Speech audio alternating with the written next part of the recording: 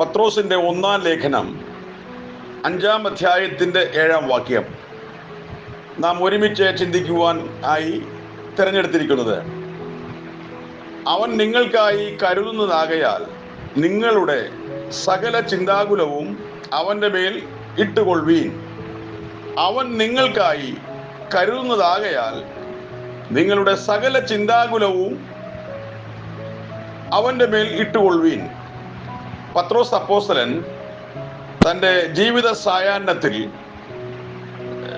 സഭയോട് പ്രബോധിപ്പിക്കുന്ന വളരെ ശക്തമായ ഒരു പ്രബോധനത്തിൻ്റെ വാക്യമാണ് ഞാൻ വായിച്ച് കേൾപ്പിച്ചത്. പത്രോസിന്റെ ലേഖനം ആർക്കെഴുതി എന്ന് ചോദിച്ചാൽ, യെരുശലേമിൽ നിന്ന് ആട്ടിപ്പായിക്കപ്പെട്ടവരും ഏഷ്യ മൈനറിൽ അവിടെ ഇവിടെയായി ചിതറിപ്പാർക്കുന്നവരുമായ യഹൂദ ക്രിസ്ത്യാനികൾക്കും മറ്റ് ക്രിസ്തീയ വിശ്വാസികൾക്കുമായിട്ട് എഴുതിയതാണ്.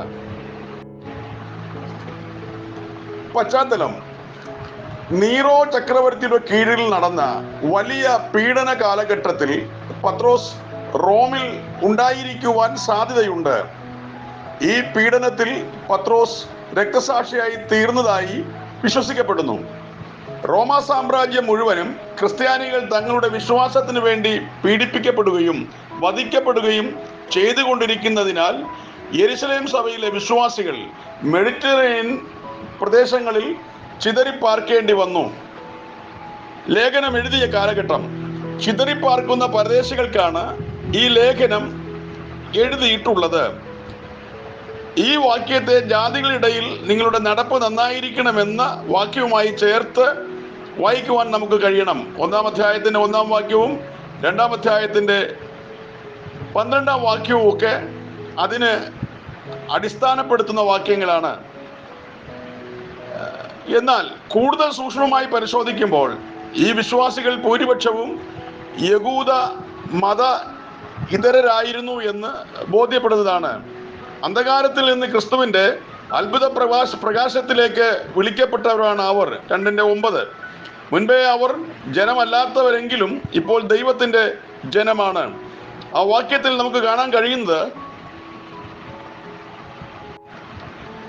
വ്യർത്ഥവും പിതൃഭാരപരമായ നിങ്ങളുടെ നടപ്പ്, പണ്ട് നിങ്ങളുടെ അജ്ഞാത കാലത്ത് ജാതികളുടെ ഇഷ്ടം പ്രവർത്തിച്ചുകൊണ്ട് ദുർനടപ്പിന്റെ അതേ കവിച്ചിലിൽ അവരോട് ചേർന്ന് നടക്കാത്തത്. 1-ാം അധ്യായത്തിന്റെ 14-ാം വാക്യം, 18, 4-ാം അധ്യായത്തിന്റെ 3-4 വാക്യം എന്നീ പരാമർശങ്ങളെല്ലാം വച്ചുകൊണ്ട് നോക്കുമ്പോൾ എബ്രായ ക്രിസ്ത്യാനികൾ എന്ന ധാരണ മാറ്റേണ്ടി വരുന്നു എന്ന് നമുക്ക് പഠിക്കുമ്പോൾ കാണുവാൻ ആ ലേഖനത്തിലെ വാക്യങ്ങൾ വളരെ വ്യക്തമാണ്, ശക്തമാണ്. 1-ാം അധ്യായത്തിന്റെ 18-ാം വാക്യം ഞാൻ വായിക്കാം. വ്യർത്ഥവും പിതൃപാരമ്പര്യമായ നിങ്ങളുടെ നടപ്പിൽ നിന്ന് നിങ്ങളെ വീണ്ടെടുത്തിരിക്കുന്നത് പൊന്നു വെള്ളി മുതലായ അഴിഞ്ഞു പോകുന്ന വസ്തുക്കളെ കൊണ്ടല്ല, ക്രിസ്തു എന്ന നിർദോഷവും നിഷ്കളങ്കവുമായ കുഞ്ഞാടിന്റെ വിലയേറിയ രക്തം കൊണ്ടെന്ന് നിങ്ങൾ അറിയുന്നുവല്ലോ എന്ന് പത്രോസ് അപ്പോസ്തലൻ ഒരു മുന്നറിയിപ്പ് കൊടുക്കുന്നുണ്ട്. 4-ാം അധ്യായത്തിന്റെ 13-ാം വാക്യത്തിൽ അവിടെ ഒരു നല്ല വാക്യം നമുക്ക് കാണാൻ കഴിയുന്നു. ഇങ്ങനെയാണ് പത്രോസ് പറഞ്ഞിരിക്കുന്നത്: ക്രിസ്തുവിന്റെ കഷ്ടങ്ങളിൽ പങ്കുള്ളവരാകുന്തോറും സന്തോഷിച്ചു കൊള്ളുവീൻ. അങ്ങനെ നിങ്ങൾ അവന്റെ തേജസ്സിന്റെ പ്രത്യക്ഷതയിൽ ഉല്ലസിച്ച് ആർക്കുമെന്ന് അവിടെ രേഖപ്പെടുത്തിയിരിക്കുന്നു. എത്ര ശക്തമായ വാക്യമാണ് ആ വാക്യം! എന്നിട്ട് പത്രോസ് പറയുക, അതുകൊണ്ട് അവൻ തക്ക സമയത്ത് നിങ്ങളെ ഉയർത്തുവാൻ ദൈവത്തിന്റെ ബലമുള്ള കൈക്കീഴിൽ താണിരിക്കുവീൻ. അതുമാത്രമല്ല, അവൻ ദൈവം കർത്താവ് നിങ്ങൾക്കായി കരുതുന്നതാകയാൽ സകല ചിന്താകുലവും നിങ്ങൾ ദൈവത്തിൽ ഇട്ടുകൊള്ളുവീനെന്ന് വ്യക്തമായിട്ട് വിളിച്ചു പറയുവാനുള്ള ധൈര്യം പത്രോസിന് ഉണ്ടായി. പത്രോസ് ഇത്ര ശക്തമായിട്ട് ബലമുള്ള കരങ്ങളിൽ താണിരിപ്പീൻ, അവൻ നിങ്ങൾക്കായി കരുതുന്നു എന്നൊക്കെ പറയണമെങ്കിൽ ഈ പത്രോസിന്റെ വിളിയെക്കുറിച്ച് നമുക്ക് ചിലത് അറിയേണ്ടതായിട്ടുണ്ട്. വിശുദ്ധ ലൂക്കോസിന്റെ സുവിശേഷം 5-ാം അധ്യായത്തിന്റെ 1 മുതൽ 11 വരെയുള്ള വാക്യങ്ങൾ ശ്രദ്ധിക്കുമ്പോൾ പത്രോസിന്റെ വിളിയെക്കുറിച്ച് നമുക്ക് മനസ്സിലാക്കാൻ കഴിയുന്നുണ്ട്. അതിന് 1-ാം വാക്യം ഞാൻ വായിക്കാം. അവൻ ഗെന്നേസരത്ത് തടാകത്തിന്റെ കരയിൽ നിൽക്കുമ്പോൾ പുരുഷാരം ദൈവവചനം കേൾക്കേണ്ടതിന് അവനെ തിക്കിക്കൊണ്ടിരിക്കുകയാൽ 2 പടക് കരയ്ക്ക് അടുത്ത് നിൽക്കുന്നത് അവൻ കണ്ടു. അവരിൽ നിന്ന് മീൻപിടിക്കാർ ഇറങ്ങി വല കഴുകുകയായിരുന്നു. ആ പടകുകളിൽ ശീമോനുള്ളതായ ഒന്നിൽ അവൻ കയറി കരയിൽ നിന്ന് അല്പം നീക്കണമെന്ന് അവനോട് അപേക്ഷിച്ചു. അങ്ങനെ അവൻ പടകിലിരുന്ന പുരുഷാരത്തെ ഉപദേശിച്ചും സംസാരിച്ചും തീർന്നപ്പോൾ അവൻ ശീമോനോട് ആഴത്തിലേക്ക് നീക്കി മീൻപിടുത്തത്തിന് വലയിറക്കുവീൻ എന്നേ പറഞ്ഞു. അതിന് ശീമോൻ, നാഥ, ഞങ്ങൾ രാത്രി മുഴുവനും അധ്വാനിച്ചിട്ട് ഒന്നും കിട്ടിയില്ല, എങ്കിലും നിന്റെ വാക്കിന് ഞാൻ വലയിറക്കാമെന്നേ പറഞ്ഞു. ഞാൻ പത്രോസിന്റെ വിളിയെക്കുറിച്ചാണ്, പത്രോസിന്റെ തെരഞ്ഞെടുപ്പിനെ കുറിച്ചാണ് രാത്രി പറയുന്നത്. എങ്കിലും നിന്റെ വാക്കിന് വലയിറക്കാം. ഞങ്ങൾ രാത്രി മുഴുവനും അധ്വാനിച്ചിട്ടൊന്നും കിട്ടിയില്ല, എങ്കിലും നിന്റെ വാക്കിന് വല ഇറക്കാമെന്ന് കർത്താവിനോട് ഉത്തരം പറഞ്ഞു. പത്രോസ് കർത്താവിന് കൊടുത്ത വാക്കനുസരിച്ച് വലയിറക്കിയപ്പോൾ 6-ാം വാക്യം തൊട്ട് താഴോട്ട് വായിക്കുമ്പോൾ അവർ അങ്ങനെ ചെയ്തപ്പോൾ പെരുത്ത മീൻകൂട്ടം അകപ്പെട്ട് വല കീറാറായി. എങ്കിലും നിന്റെ വാക്കിന് വലയിറക്കാമെന്ന് പറഞ്ഞ് വലയിറക്കി അങ്ങനെ ചെയ്തപ്പോൾ പെരുത്ത മീൻകൂട്ടം അവന്റെ വലയിൽ ലഭ്യമായി തീർന്നു. ഇത് കണ്ടിട്ട് അവൻ മറ്റേ പടയിലുള്ള കൂട്ടാളികളെ വന്ന് സഹായിപ്പാൻ അവരെ മാടി വിളിച്ചു. അവർ വന്ന് പടക് 2 മുങ്ങുവാറോളം നിറച്ച്. ശീമോൻ പത്രോസ് അത് കണ്ടിട്ട് യേശുവിന്റെ കാൽക്കൽ വീണ്, കർത്താവേ, ഞാൻ പാപിയായൊരു മനുഷ്യൻ, എന്നെ വിട്ട് പോകുക എന്നേ പറഞ്ഞു. വളരെ ചിന്തനീയമായ വാക്കുകളാണ് പത്രോസിൽ നിന്ന് നമുക്ക് കേൾക്കുവാൻ കഴിയുന്നത്. 1, അവന്റെ വല നിറഞ്ഞപ്പോൾ അവൻ മറ്റേ പടയിലുള്ളവരെ മാടി വിളിച്ചു. 2, അവന്റെ വല നിറഞ്ഞപ്പോൾ, അവന്റെ പടക് നിറഞ്ഞപ്പോൾ അവനൊരു കാര്യം മനസ്സിലായി. അവൻ പാപിയാണ് എന്ന ബോധ്യം അവനുണ്ടായി. നമ്മൾ നോക്കുമ്പോൾ സുവിശേഷത്തിന്റെ ഒരു ഉൾവിളി പത്രോസിന്റെ വാക്കുകളിൽ നിന്ന് മനസ്സിലാക്കാൻ കഴിയുന്നുണ്ട്. കൃപയാൽ കർത്താവിനെ അറിഞ്ഞ് ജീവിത സൗകര്യങ്ങളൊക്കെ മെച്ചപ്പെട്ട് എല്ലാ തലങ്ങളിലും മേന്മ അനുഭവിക്കുന്ന നമുക്ക് ഒരർത്ഥത്തിൽ പറഞ്ഞാൽ വല നിറച്ചു തന്നു. എന്നിട്ടും മറ്റേ പടയിലുള്ളവരെ കാണുവാൻ കഴിയാത്ത ഒരു അവസ്ഥയാണ് നമ്മൾ പോയിക്കൊണ്ടിരിക്കുന്നത്. അതിന്റെ അർത്ഥം പത്രോസിന്റെ പടക് പോലെ നിറയാത്ത പടകും രാത്രി മുഴുവൻ അധ്വാനിച്ചിട്ട് ഒന്നും കിട്ടാത്ത പടകും കിടക്കുമ്പോൾ, പത്രോസിന്റെ പടക് നിറഞ്ഞപ്പോൾ അവൻ മറ്റേ പടകിലുള്ളവരെ മാടി വിളിക്കുകയും പോരാത്തതിന് അവനെ കുറിച്ചൊരു കുറ്റബോധമുണ്ടായി. ഞാൻ പാപിയാണ്, അവനെ കുറിച്ചുള്ളൊരു തിരിച്ചറിവ് അവനുണ്ടായി. അതുകൊണ്ട് എന്നെ വിട്ട് പോകുവാൻ അവൻ കർത്താവിനോട് അപേക്ഷിച്ചു. അപ്പോൾ കർത്താവ് പറഞ്ഞു, നീ ഭയപ്പെടാനൊന്നുമില്ല ശീമോനെ, നീ ഭയപ്പെടണ്ട. ഇന്നു മുതൽ നീ മനുഷ്യരെ പിടിക്കുന്നവനാകും എന്ന് പറഞ്ഞു. നോക്കണേ, ഒരു വിളി അവന്റെ മേൽ ലഭ്യമാകുവാൻ മുഖാന്തരമായി തീർന്നത് അവന്റെ കുറ്റസമ്മതമാണ്. എന്താണ് കുറ്റസമ്മതം? അവൻ പാപിയാണ്. അവന് സമൃദ്ധി കിട്ടിയപ്പോൾ, അവന് നന്മ കിട്ടിയപ്പോൾ, അവന് മേന്മ കിട്ടിയപ്പോൾ, ആ മേന്മയിൽ അവൻ ആകർഷനായി മതിമറന്നു പോകാതെ അവന്റെ പടക് നിറച്ച ആ വ്യക്തിയെ ആരെന്ന് തിരിച്ചറിഞ്ഞിട്ട് ആ വ്യക്തിയുടെ മുൻപിൽ നിൽക്കുവാൻ കഴിയാതെ അവൻ പാപിയാന്ന് ഒരു കുറ്റസമ്മതം അവൻ വെളിപ്പെടുത്തി. അപ്പോഴാണ് പറഞ്ഞത്, നീ ഭയപ്പെടേണ്ട, നിന്നെ ഞാൻ മനുഷ്യരെ പിടിക്കുന്നവരാക്കുമെന്ന് ഉത്തരം പറഞ്ഞു. പത്രോസിന്റെ വിളി, പത്രോസിന്റെ തിരഞ്ഞെടുപ്പ് അവിടെ തുടങ്ങുകയാണ്. നമ്മുടെ കുറിവാക്യം മറന്നു പോകരുത്. അവൻ നിങ്ങൾക്ക് വേണ്ടി കരുതുന്നതാകയാൽ സകല ചിന്താകുലവും അവന്റെ മേൽ ഇട്ടുകൊള്ളുക. പത്രോസിന്റെ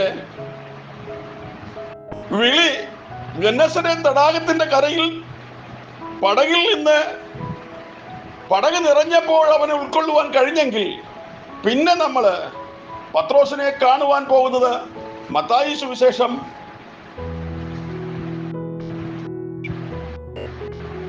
16 അധ്യായത്തിലേക്ക് നമ്മൾ വരുമ്പോൾ നമുക്കവിടെ ചില കാര്യങ്ങൾ ശ്രദ്ധാപൂർവം വായിച്ചാൽ മനസ്സിലാക്കുവാൻ കഴിയുന്നുണ്ട്. 16 അധ്യായത്തിന്റെ 16 വാക്യം, 13 വാക്യം തൊട്ട് ഞാൻ വായിച്ച് കേൾപ്പിക്കാം. യേശു ഫിലിപ്പിന്റെ കൈസേരിയയുടെ പ്രദേശത്ത് എത്തിയ ശേഷം തന്റെ ശിഷ്യന്മാരോട്, ജനങ്ങൾ മനുഷ്യപുത്രനെ ആരെന്ന് പറയുന്നു എന്ന് ചോദിച്ചു. ചിലർ യോഹന്നാൻ സ്നാപകൻ എന്നും മറ്റു ചിലർ ഏലിയാവെന്നും വേറെ ചിലർ യിരെമ്യാവോ പ്രവാചകന്മാരിൽ ഒരുത്തനോ എന്ന് പറഞ്ഞു. എന്നാൽ നിങ്ങൾ എന്നെ ആർ എന്ന് പറയുന്നു എന്ന് അവൻ ചോദിച്ചതിന് ശിമോൻ പത്രോസ്, നീ ജീവനുള്ള ദൈവത്തിന്റെ പുത്രനായ ക്രിസ്തു എന്ന് ഉത്തരം പറഞ്ഞു. കണ്ടോ, പത്രോസിന്റെ പടകിൽ യേശു കയറി, നീ ഭയപ്പെടണ്ട, നീ ഇന്ന് തൊട്ട് മനുഷ്യരെ പിടിക്കുമെന്ന് പറഞ്ഞ് യേശുവിന്റെ കൂടെ കൂട്ടിയ ആ പത്രോസ് യേശുവിനെ മനസ്സിലാക്കി എന്ന് പറഞ്ഞു. നീ ജീവനുള്ള ദൈവത്തിന്റെ പുത്രനായ ക്രിസ്തു എന്ന് ഉത്തരം പറഞ്ഞു. അപ്പോൾ കർത്താവ്, ബെറിയോന ശീമോനെ, നീ ഭാഗ്യവാൻ, ജഡരക്തങ്ങളല്ല സ്വർഗസ്ഥനായ എന്റെ പിതാവത്രേ നിനക്കിത് വെളിപ്പെടുത്തിയത്. നീ പത്രോസ് ആകുന്നു, ഈ പാറമേൽ ഞാൻ എൻ്റെ സഭയെ പണിയും. ഈ വാക്യം വളരെയധികം തെറ്റിദ്ധരിക്കപ്പെട്ടുകൊണ്ടിരിക്കുന്ന വാക്യമാണ്. ബൈബിൾ അറിയാത്തവര് ശ്രദ്ധിക്കണമേ. നീ പത്രോസ് ആകുന്നു, ഈ പാറമേൽ ഞാൻ എൻ്റെ സഭയെ പണിയും. ആ സഭയെ പാതാള ഗോപുരങ്ങൾ ജയിക്കില്ല എന്ന് ഞാൻ നിന്നോട് പറയുന്നു. ശ്രദ്ധിക്കാം, നമ്മൾ പുറലോകത്ത് പറയുമ്പോൾ പത്രോസേ നീ പാറയാകുന്നു എന്നാണ് പല ആളുകൾ പറയാറുള്ളത്. അങ്ങനെയല്ല, നീ പത്രോസ് ആകുന്നു, ഈ പാറമേൽ ഞാൻ എൻ്റെ സഭയെ പണിയും. എന്നിട്ട് ഒരു വാഗ്ദത്തം കൊടുക്കുന്നു. പത്രോസേ, പാതാള ഗോപുരങ്ങൾ നിന്റെ പണിയെ ജയിക്കത്തില്ല. അതിന് കാരണമുണ്ട്. പത്രോസിന് യേശുവിനെ വ്യക്തമായി തിരിച്ചറിയുവാൻ കഴിഞ്ഞു. നീ ജീവനുള്ള ദൈവത്തിന്റെ പുത്രനായ ക്രിസ്തു എന്ന് തന്നെ. സത്യത്തിൽ നമ്മൾ സ്നേഹിക്കുന്ന, നമ്മെ വീണ്ടെടുത്ത, നമുക്ക് വേണ്ടി വീണ്ടും വരാമെന്ന് പറഞ്ഞ് ആ കർത്താവ് ആരെന്ന് അറിഞ്ഞിരുന്നുവെങ്കിൽ നമ്മുടെ പണികളെ ഈ ലോകത്തിന്റെ ശക്തികളോ പാതാളത്തിന്റെ ഗോപുരങ്ങളുടെ വെല്ലുവിളിയോ ജയിക്കത്തില്ല. പലപ്പോഴും നമ്മുടെ പണികളെ ഈ ലോകത്തിന്റെ ശക്തികൾ ജയിച്ചിട്ടുണ്ടെങ്കിൽ നമ്മൾ കർത്താവിനെ അറിയുന്നതിന്, ഒന്ന് സങ്കീർത്തനക്കാരന്റെ ഭാഷയിൽ പറഞ്ഞാൽ ദൈവത്തെ രുചിച്ചറിവിന് കഴിഞ്ഞിട്ടില്ല. ദൈവത്തെ രുചിച്ചറിഞ്ഞെങ്കിൽ നമ്മൾ ഒരിക്കലും ക്ഷീണിക്കുവാനും പ്രയാസപ്പെടാനും, പ്രതിസന്ധികളിൽ അകപ്പെടുമ്പോൾ നമുക്കൊരു രക്ഷകനുണ്ടെന്നുള്ളൊരു തോന്നൽ വന്ന് ആ രക്ഷകനെ കയറി പിടിക്കുവാൻ, പറ്റിപ്പിടിക്കുവാൻ നമുക്ക് കഴിയണം. പാതാള ഗോപുരങ്ങൾ നിന്റെ പണിയെ ജയിക്കത്തില്ല എന്ന് പത്രോസിനോട് പറയുന്നു. എന്നിട്ട് പറയുന്നു, സ്വർഗരാജ്യത്തിന്റെ താക്കോൽ ഞാൻ നിനക്ക് തരുന്നു. നീ ഭൂമിയിൽ കെട്ടുന്നതൊക്കെയും സ്വർഗത്തിലും കെട്ടപ്പെട്ടിരിക്കും, നീ ഭൂമിയിൽ അഴിക്കുന്നതൊക്കെയും സ്വർഗത്തിൽ അഴിഞ്ഞിരിക്കും എന്ന് ഉത്തരം പറഞ്ഞു. എന്ത് നല്ല വാഗ്ദത്തമാണ്! ജീവനുള്ള ദൈവത്തിന്റെ പുത്രനായ ക്രിസ്തു എന്ന തിരിച്ചറിവ് പത്രോസിന് കിട്ടിയപ്പോൾ ആ പത്രോസിന് തിരിച്ചു കൊടുക്കുന്നത്, പത്രോസേ, നിന്റെ പണിയെ പാതാള ഗോപുരങ്ങൾ ജയിക്കത്തില്ല. മാത്രമല്ല, സ്വർഗരാജ്യത്തിന്റെ താക്കോലും ഞാൻ നിനക്ക് തരുന്നു. വേറെ ഒരു സുന്ദരമായ വാഗ്ദത്തം, നീ ഭൂമിയിൽ കെട്ടുന്നതൊക്കെയും സ്വർഗത്തിൽ കെട്ടപ്പെടും, നീ ഭൂമിയിൽ അഴിക്കുന്നതൊക്കെയും സ്വർഗത്തിൽ അഴിഞ്ഞിരിക്കുമെന്ന് ഉത്തരം പറഞ്ഞു. ഈ വാക്യത്തിന്റെ ആധികാരികതയും ഈ വാക്യത്തിന്റെ ശക്തിയും വ്യക്തമായിട്ട് നമ്മൾ ഉൾക്കൊണ്ടിട്ടുണ്ടോ എന്ന് ചോദിച്ചാൽ ഉത്തരം നമ്മൾ പ്രസംഗിക്കുമ്പോഴൊക്കെ പറയാറുണ്ട്. പക്ഷേ നമ്മളൊരു പ്രതിസന്ധിയിലാകുമ്പോൾ ആ പ്രതിസന്ധിയുടെ അകത്ത് നിന്നുകൊണ്ട് ഈ വാക്യത്തെ ആശ്രയിച്ചുകൊണ്ട്, ഈ വാക്യത്തിന്റെ സത്തയെ ഉൾക്കൊണ്ടുകൊണ്ട്, ഈ വാക്യത്തിന്റെ ബലം അറിഞ്ഞുകൊണ്ട് പ്രാർത്ഥനാനിരതരായി ജീവിക്കുവാൻ നമുക്ക് കഴിയത്തില്ല. നമ്മൾ പലപ്പോഴും ചൂരച്ചെടിയുടെ കീഴിൽ അകപ്പെട്ടു പോയ ഏലിയാവിന്റെ അവസ്ഥയിലേക്ക് പോകുന്നു. ഒന്നുകൂടെ പറഞ്ഞാൽ, പത്രോസിനോട് നീ ഭൂമിയിൽ കെട്ടുന്നതൊക്കെയും സ്വർഗത്തിൽ കെട്ടപ്പെട്ടിരിക്കും, നീ ഭൂമിയിൽ അഴിക്കുന്നതൊക്കെയും സ്വർഗത്തിൽ അഴിഞ്ഞിരിക്കുമെന്ന് ഉത്തരം പറഞ്ഞതിന് ശേഷം മത്തായി സുവിശേഷം 18-ാം അധ്യായത്തിന്റെ 18 പറയുന്നു, നിങ്ങൾ ഭൂമിയിൽ കെട്ടുന്നതെല്ലാം സ്വർഗത്തിലും കെട്ടപ്പെട്ടിരിക്കും, നിങ്ങൾ ഭൂമിയിൽ അഴിക്കുന്നതെല്ലാം സ്വർഗത്തിലും അഴിഞ്ഞിരിക്കുമെന്ന് സത്യമായിട്ട് ഞാൻ നിങ്ങളോട് പറയുന്നു. ആ കുറിവാക്യം ഞാൻ ഒന്നും കൂടെ വായിച്ച് കേൾപ്പിക്കാം. അവൻ എന്നോട്, എന്റെ കൃപ നിനക്ക് മതി, എന്റെ ശക്തി ബലഹീനതയിൽ തികഞ്ഞു വരുന്നു എന്ന് അരുളി ചെയ്തു. അപ്പോൾ എന്റെ ശക്തി ബലഹീനതയിൽ തികഞ്ഞു വരുന്നു. ഈ ശക്തി പരിശുദ്ധാത്മ ശക്തി അത്രേ. പരിശുദ്ധാത്മാവ് നിങ്ങളുടെ മേൽ വരുമ്പോൾ നിങ്ങൾക്ക് ശക്തി പ്രാപിക്കും എന്ന് നമ്മൾ മനസ്സിലാക്കുന്നു. അങ്ങനെയാണല്ലോ, ശൗലോ മേൽക്കുമേൽ ശക്തി പ്രാപിച്ചു. ഒരു വ്യക്തിക്ക് സുവിശേഷ വേലയിൽ പ്രയോജനപ്പെടണമെങ്കിൽ പരിശുദ്ധാത്മ ശക്തിയാൽ നിറയപ്പെട്ടവർക്ക് മാത്രമേ കർത്താവിന്റെ വേലയിൽ വർദ്ധിച്ചു വരാൻ പറ്റൂ. അതുകൊണ്ടാണ് ശൗൽ മേൽക്കുമേൽ ശക്തി പ്രാപിച്ചത്. അപ്പോസ്തല പ്രവൃത്തി 1-ാം അധ്യായത്തിൽ 8-ാം വാക്യത്തിൽ നമുക്ക് കാണാൻ കഴിയുന്നുണ്ട്. യോഹന്നാന്റെ സുവിശേഷം 4:16 നമുക്ക് കാണാം എന്നേക്കും. അപ്പോ പരിശുദ്ധാത്മാവ് എന്നേക്കും നമ്മോട് കൂടെ ഇരിക്കുന്നവനാണ്. പിന്നെ അതുപോരാ, സകല സത്യത്തിലും അവൻ നമ്മെ വഴി നടത്തുന്ന ഒരു ഉപദേഷ്ടാവാണ്. യോഹന്നാന്റെ സുവിശേഷം 16-ാം അധ്യായത്തിന്റെ 13-ാം വാക്യത്തിൽ കാണുന്നു. അതിന്റെ സാരം, അവൻ നമ്മുടെ ആലോചനക്കാരൻ എന്ന് തന്നെ.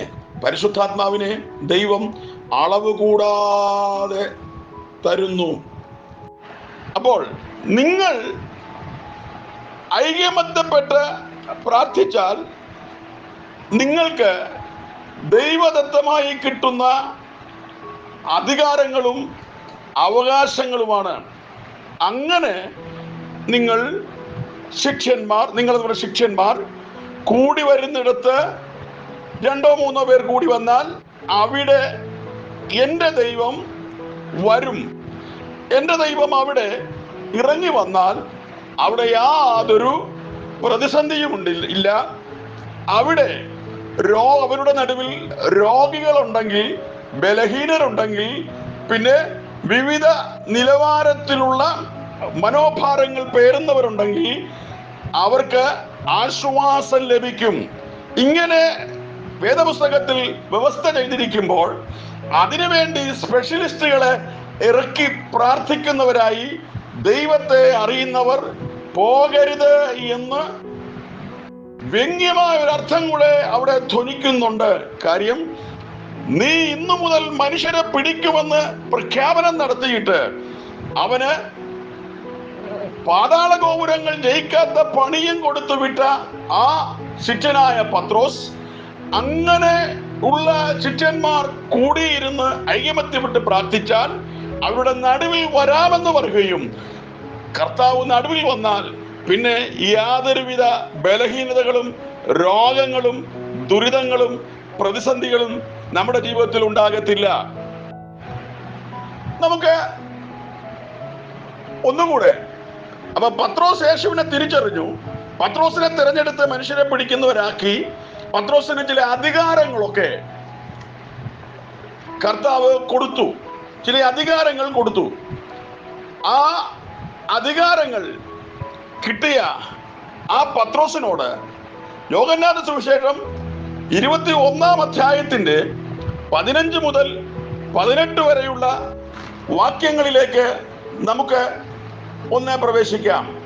അതിന്റെ 15 മുതൽ നമ്മൾ വായിക്കുമ്പോൾ, അവൻ പ്രാതൽ കഴിച്ച ശേഷം യേശു ശീമോൻ പത്രോസിനോട്, യോഹന്നാന്റെ മകനായ ശീമോനെ, നീ ഇവരിൽ അധികമായി എന്നെ സ്നേഹിക്കുന്നുവോ എന്ന് ചോദിച്ചതിന് അവൻ, ഓ കർത്താവേ, എനിക്ക് നിന്നോട് പ്രിയമുണ്ട് എന്ന് നീ അറിയുന്നല്ലോ എന്ന് പറഞ്ഞു. എങ്കിൽ എൻ്റെ കുഞ്ഞാടുകളെ മേയ്ക്കുക എന്ന് അവനോട് പറഞ്ഞു. രണ്ടാം വട്ടവും അവനോട്, യോഹന്നാന്റെ മകനായ ശീമോനെ, നീ എന്നെ സ്നേഹിക്കുന്നുവോ എന്ന് ചോദിച്ചതിന് അതിനവൻ, ഊവ കർത്താവേ, എനിക്ക് നിന്നോട് പ്രിയമുണ്ട് എന്ന് നീ അറിയുന്നുവല്ലോ എന്ന് പറഞ്ഞു. എൻ്റെ ആടുകളെ പാലിക്ക എന്ന് അവനോട് പറഞ്ഞു. മൂന്നാമതും അവനോട്, യോഹന്നാന്റെ മകനായ ശീമോനെ, നിനക്ക് എന്നോട് പ്രിയമുണ്ടോ എന്ന് ചോദിച്ചു. എന്നോട് പ്രിയമുണ്ടോ എന്ന് മൂന്നാമതും ചോദിക്കുകയാൽ പത്രോസ് ദുഃഖിച്ചു, കർത്താവേ, നീ സകലതും അറിയുന്നു, എനിക്ക് നിന്നോട് പ്രിയമുണ്ട് എന്ന് നീ അറിയുന്നു എന്ന് അവനോട് പറഞ്ഞു. യേശു അവനോട്, എൻ്റെ ആടുകളെ മേയ്ക്ക. ആമേൻ ആമേൻ, ഞാൻ നിന്നോട് പറയുന്നു, നീ യൗവനക്കാരനായിരുന്നപ്പോൾ നീ തന്നെ അരകെട്ടി ഇഷ്ടമുള്ളിടത്ത് നടന്നു. വയസ്സനായ ശേഷമോ നീ കൈനീട്ടുകയും മറ്റൊരുത്തൻ നിന്റെ അരകെട്ടി നിനക്ക് ഇഷ്ടമില്ലാത്ത ഇടത്തേക്ക് നിന്നെ കൊണ്ടുപോവുകയും ചെയ്യുമെന്ന് പറഞ്ഞ്. നോക്കിക്കേ, യേശു കർത്താവ് പത്രോസിനോട് നിനക്കെന്നോട് ഇഷ്ടമുണ്ടോ, സ്നേഹമുണ്ടോ, പ്രിയമുണ്ടോ എന്ന് ചോദിച്ചപ്പോൾ പത്രോസ് പറഞ്ഞ വാക്യങ്ങളാണ് യോഹന്നാന്റെ സുവിശേഷം 21 അധ്യായത്തിന്റെ 15 മുതൽ ഞാൻ വായിച്ച് കേൾപ്പിച്ചത്. എന്നിട്ട് എല്ലാം പറഞ്ഞ് കർത്താവേ, നീ സകലതും അറിയുന്നു എന്ന് പറഞ്ഞ ശേഷം അവിടെ ഒരു വാഗ്ദത്തം പത്രോസിന് ദൈവം കൊടുക്കുന്നുണ്ട്. കാര്യം, നീ യൗവനക്കാരനായിരുന്നപ്പോൾ നീ തന്നെ അരകെട്ട് ഇഷ്ടമുള്ളിടത്ത് നടന്ന്, വയസ്സനായ ശേഷമോ നീ കൈനീട്ടുകയും മറ്റൊരുത്തൻ നിന്റെ അരകെട്ടി നിനക്ക് ഇഷ്ടമില്ലാത്ത ഇടത്തേക്ക് നിന്നെ കൊണ്ടുപോവുകയും ചെയ്യും. ഒരു വലിയ വാഗ്ദത്തമാണ് പത്രോസിന് കിട്ടി. ഇങ്ങനെ വാഗ്ദത്തം കിട്ടിയ ഈ പത്രോസിനെയാണ് അപ്പോസ്തല പ്രവൃത്തികൾ 12 അധ്യായത്തിൽ നമ്മൾ കാണുമ്പോൾ വളരെ അധികം പ്രാർത്ഥിച്ച സഭയ്ക്ക് ദൈവം കൊടുത്ത അത്ഭുതത്തെ കാണുവാൻ കഴിയുന്ന 12 അധ്യായത്തിൽ നമ്മൾ 1 വാക്യം തൊട്ട് താഴോട്ട് വായിക്കുവാൻ നമുക്ക് കാണാൻ കഴിയുന്നുണ്ട്. കാര്യം, ഒരു വാഗ്ദത്തം കിട്ടിയ ഒരുത്തനെ കാരാഗൃഹത്തിന്റെ ഉള്ളിനകത്ത് പിടിച്ചടക്കി എന്ന് നമുക്ക് കാണുവാൻ കഴിയുന്നുണ്ട്. ആ ഭാഗം നമുക്ക് പിന്നാലെ ചിന്തിക്കാം. എന്നാൽ ഇങ്ങനെ വാഗ്ദത്തം ലഭിച്ച ഈ പത്രോസ് പെന്തക്കോസ്ത് നാളിൽ വന്നപ്പോൾ പത്രോസ് വേറൊരു ശുശ്രൂഷ തലത്തിലേക്ക് പ്രവേശിക്കുന്നതായിട്ട് നമുക്ക് കാണുവാൻ കഴിയുന്നുണ്ട്. അത് 2 അധ്യായത്തിലേക്ക് വരുമ്പോൾ നമുക്ക് ആ കാര്യങ്ങളെക്കുറിച്ച് നമുക്ക് വിശദമായിട്ട് പഠിക്കുവാനും ധ്യാനിക്കുവാനും ചിന്തിക്കുവാനും നമുക്ക് കഴിയും. 2 അധ്യായത്തിന്റെ 38 മുതൽ 47 വരെയുള്ള വാക്യങ്ങളിൽ പറഞ്ഞിരിക്കുന്നു, പെന്തക്കോസ്ത് നാളിൽ വന്നപ്പോൾ എല്ലാവരും ഒരുമിച്ച് കൂടിയിരുന്ന് പരിശുദ്ധാത്മാഭിഷേകം പ്രാപിച്ചവരുടെ കൂട്ടത്തിൽ പത്രോസ് ഉണ്ടായിരുന്നു. ആ പത്രോസ് 11 പേരോട് കൂടെ എഴുന്നേറ്റ് നിന്നിട്ട് വേർപെട്ട സഭയുടെ അടിസ്ഥാന ഉപദേശങ്ങൾ വിളംബരം ചെയ്യുന്നു. രാത്രി മുഴുവനും അധ്വാനിച്ചിട്ടൊന്നും കിട്ടിയില്ല എന്ന് കുറ്റസമ്മതം നടത്തി. കുറ്റസമ്മതത്തിൽ നടത്തിയപ്പോൾ അവന്റെ ആ സമ്മതത്തിന്റെ ഉള്ളിൽ അത്ഭുതം പ്രവർത്തിച്ച് പടക് നിറച്ച് അവൻ പാപിയാണെന്ന് തിരിച്ചറിഞ്ഞ് കർത്താവിനോട് എന്നെ വിട്ടു പോകാൻ പറഞ്ഞ് മനുഷ്യരെ പിടിക്കുവാനുള്ള നിയോഗവും കൊടുത്ത ആ പത്രോസിത വേർപെട്ട സഭകളുടെ അടിസ്ഥാന ഉപദേശങ്ങൾ ലോകത്തോട് വിളിച്ചു പറയുന്ന ഒരു സന്ദേശവാഹകനാക്കി കർത്താവ് തീർത്തു. 2 അധ്യായത്തിന്റെ 38 മുതൽ 47 വരെയുള്ള വാക്യങ്ങളിൽ പറഞ്ഞിരിക്കുന്നു, പെന്തക്കോസ്ത് നാളിൽ വന്നപ്പോൾ എല്ലാവരും ഒരുമിച്ച് കൂടിയിരുന്ന് പരിശുദ്ധാത്മാഭിഷേകം പ്രാപിച്ചവരുടെ കൂട്ടത്തിൽ പത്രോസ് ഉണ്ടായിരുന്നു. ആ പത്രോസ് 11 പേരോട് കൂടെ എഴുന്നേറ്റ് നിന്നിട്ട് വേർപെട്ട സഭയുടെ അടിസ്ഥാന ഉപദേശങ്ങൾ വിളംബരം ചെയ്യുന്നു. രാത്രി മുഴുവനും അധ്വാനിച്ചിട്ട് ഒന്നും കിട്ടിയില്ല എന്ന് കുറ്റസമ്മതം നടത്തി. കുറ്റസമ്മതത്തിൽ നടത്തിയപ്പോൾ അവന്റെ ആ സമ്മതത്തിന്റെ ഉള്ളിൽ അത്ഭുതം പ്രവർത്തിച്ച് പടക് നിറച്ച് അവൻ പാപിയാണെന്ന് തിരിച്ചറിഞ്ഞ് കർത്താവിനോട് എന്നെ വിട്ടു പോകാൻ പറഞ്ഞ് മനുഷ്യരെ പിടിക്കുവാനുള്ള നിയോഗവും കൊടുത്ത ആ പത്രോസിത വേർപെട്ട സഭകളുടെ അടിസ്ഥാന ഉപദേശങ്ങൾ ലോകത്തോട് വിളിച്ചു പറയുന്ന ഒരു സന്ദേശവാഹകനാക്കി കർത്താവ് തീർത്തു. 2-ാം അധ്യായത്തിന്റെ 37-ാം വാക്യത്തിൽ ഇത് കേട്ടിട്ട് അവരുടെ ഹൃദയത്തിൽ കുത്തുകൊണ്ട് പത്രോസിനോട് ശേഷം അപ്പോസ്തലന്മാരോടും സഹോദരന്മാരായ പുരുഷന്മാരെ, ഞങ്ങൾ എന്ത് ചെയ്യേണ്ടു എന്ന് ചോദിച്ചു. പത്രോസ് അവരോട്, നിങ്ങൾ മാനസാന്തരപ്പെട്ട് നിങ്ങളുടെ പാപങ്ങളുടെ മോചനത്തിനായി ഓരോരുത്തരും യേശുക്രിസ്തുവിന്റെ നാമത്തിൽ സ്നാനമേൽപ്പീൻ. എന്നാൽ പരിശുദ്ധാത്മാവ് എന്ന ദാനം ലഭിക്കും. വാഗ്ദത്തം നിങ്ങൾക്കും നിങ്ങളുടെ മക്കൾക്കും നമ്മുടെ ദൈവമായ കർത്താവ് വിളിച്ചു വരുത്തുന്ന ദൂരസ്ഥന്മാരായ ഏവർക്കും ഉള്ളതല്ലോ എന്ന് പറഞ്ഞു. വേർപെട്ട സഭയുടെ അടിസ്ഥാന ഉപദേശമാണ്: 1, മാനസാന്തരപ്പെടുക; 2, സ്നാനപ്പെടുക; 3, പരിശുദ്ധാത്മ അഭിഷേകം പ്രാപിക്കുക. എത്ര ശക്തമായ ഉപദേശം പ്രഖ്യാപിക്കുവാൻ പത്രോസിന് ദൈവം അവസരം കൊടുത്തു, അനുവാദം കൊടുത്തു. താഴോട്ട് നമ്മൾ പിന്നെ വായിക്കുമ്പോൾ മറ്റു പല വാക്കുകളാൽ അവൻ സാക്ഷ്യം പറഞ്ഞ് അവരെ പ്രബോധിപ്പിച്ചു. ഈ വക്രതയുള്ള തലമുറയിൽ രക്ഷിക്കപ്പെടുവീൻ എന്ന് പറഞ്ഞു. അവന്റെ വാക്ക് കൈക്കൊണ്ടവർ സ്നാനമേറ്റ് അന്ന് 3000-ഓളം പേരെ ആയിരുന്നു പേർ അവനോട് ചേർന്നു. അവർ അപ്പോസ്തലന്മാരുടെ ഉപദേശം കേട്ടു, കൂട്ടായ്മ ആചരിച്ചു, അപ്പം നുറുക്കിയും പ്രാർത്ഥന കഴിച്ചു പോകുന്നു. അങ്ങനെ 7 അടിസ്ഥാന ഉപദേശങ്ങൾ പുതിയ നിയമസഭയ്ക്ക് പത്രോസ് വിളംബരം ചെയ്തു എന്ന് നമുക്ക് കാണുവാൻ കഴിയുന്നുണ്ട്. ആ പത്രോസിന്റെ പൂർവാവസ്ഥ നോക്കിക്കേ.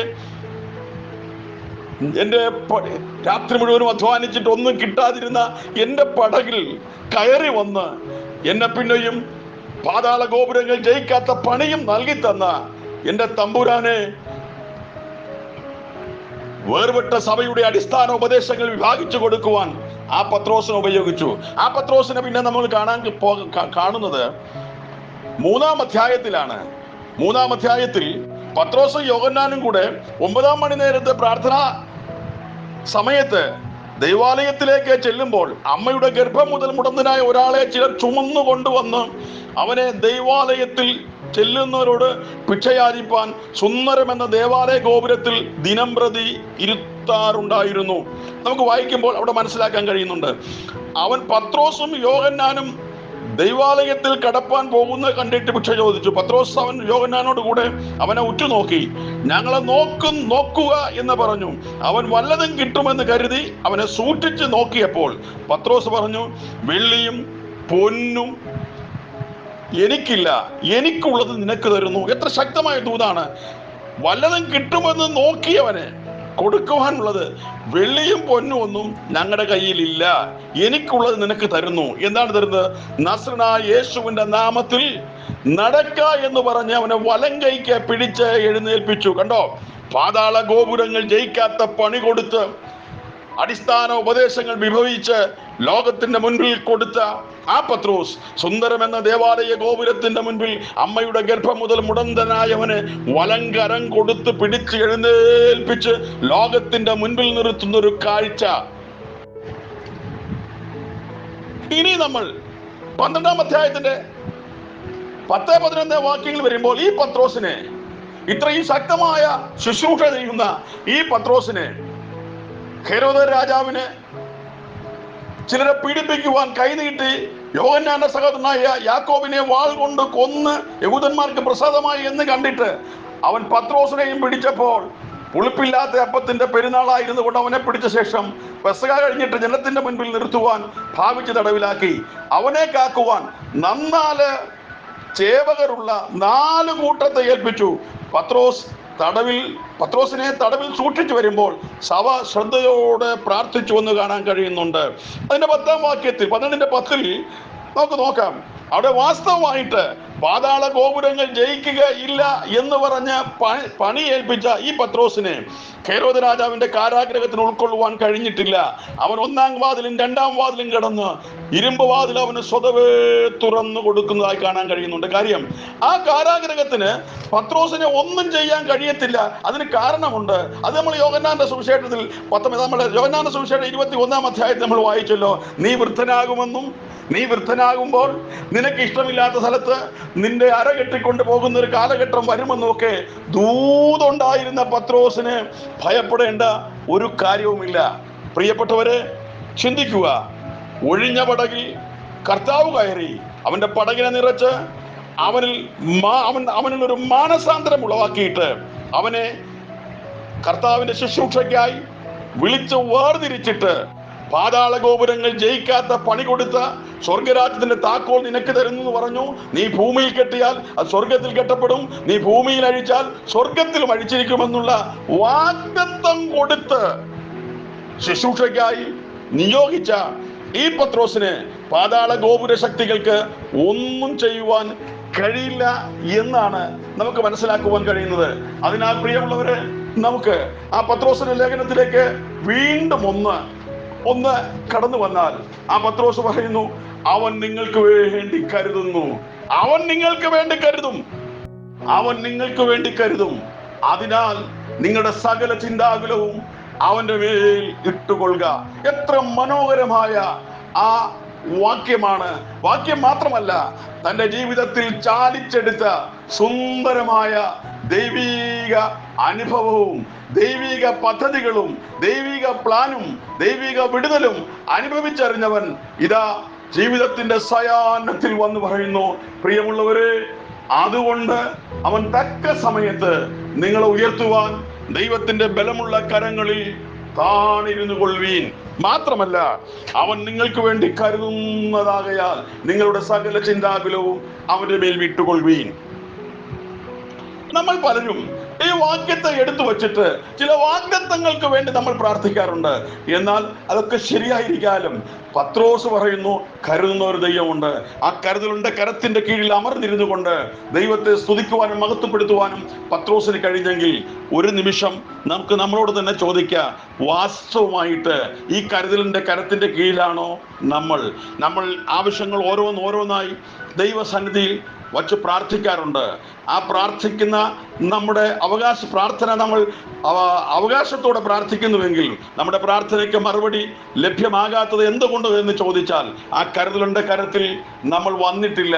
തക്ക സമയത്ത് നമ്മളെ ഉയർത്തുമെന്നും ഉള്ള വാക്യവും നമ്മൾ കണ്ടല്ലോ. അതുകൊണ്ട് ഈ ദിവസങ്ങളിൽ നമുക്ക് നമ്മളെ തന്നെ ശോധന ചെയ്ത് മുൻപോട്ട് പോകുവാൻ കഴിയണം.